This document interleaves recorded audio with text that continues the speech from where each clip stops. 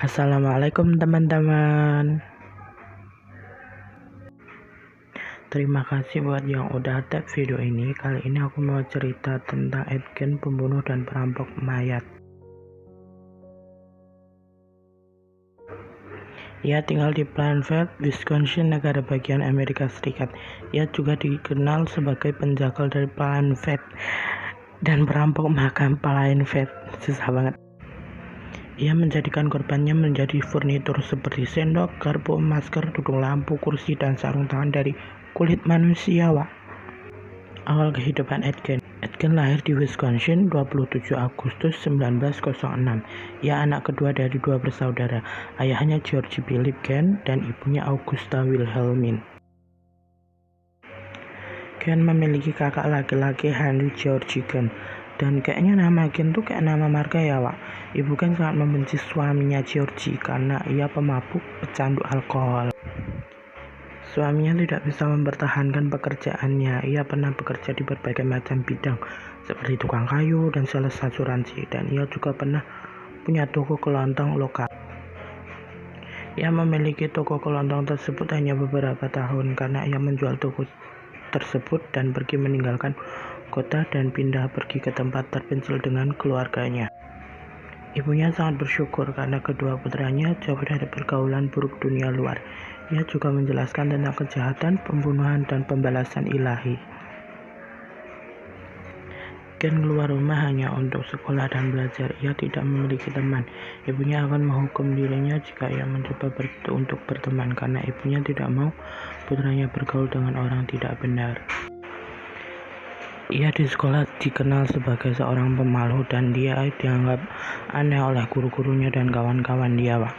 Karena ia sering tiba-tiba tertawa sendiri macam orang gila dia, Wak.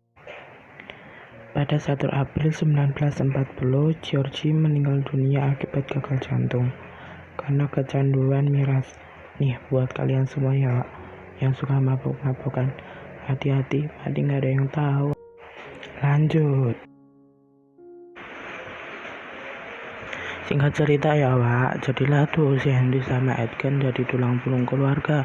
Dan suatu ketika si Henry ini pacaran sama janda anak dua, dan ia berencana untuk pindah ikut si Henry ini, Wak. Tapi Henry khawatir jika adiknya Edgen suka sama pacarnya gitu kayaknya, karena tadi artikelnya muter-muter melulu, pusing kepala gua.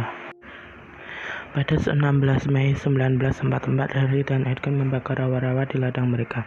Tapi seperti biasa, kesel jadi teman, gede jadi lawan. Apinya makin membesar tak terkendali, dan pemadam kebakaran datang untuk memadamkan api. Dipadamkanlah tuh api, selesai, dan pada saat selesai, Edgen melaporkan bahwa Henry hilang. Dicarilah dia. Saat ditemukan, ia tak bernyawa diduga karena gagal jantung.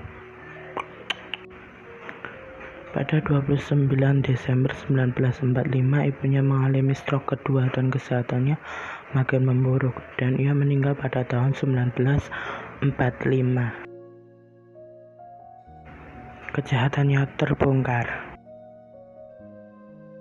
Ia menjadi sangat terkenal setelah pihak berwenang mengetahui bahwa Gen telah menggali makam setempat, dan ia menjadikan mayat-mayat tersebut menjadi trofi, sendok, garpu untuk dijadikan kenang-kenangan, Wak. Aduh, Masya Allah. Dan ia juga membuat sarung tangan, tudung lampu dari kulit manusia, dan membuat tempat sampah dari tengkorak manusia.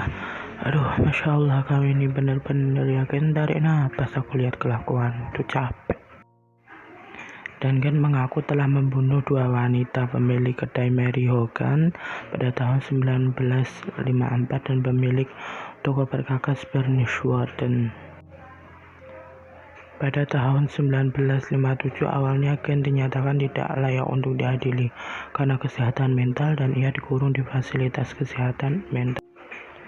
Pada tahun 1968, Gen dinyatakan bersalah tetapi secara hukum dinyatakan gila atas pembunuhan Mary Hogan dan Bernice Warden dan dikirim ke rumah sakit jiwa.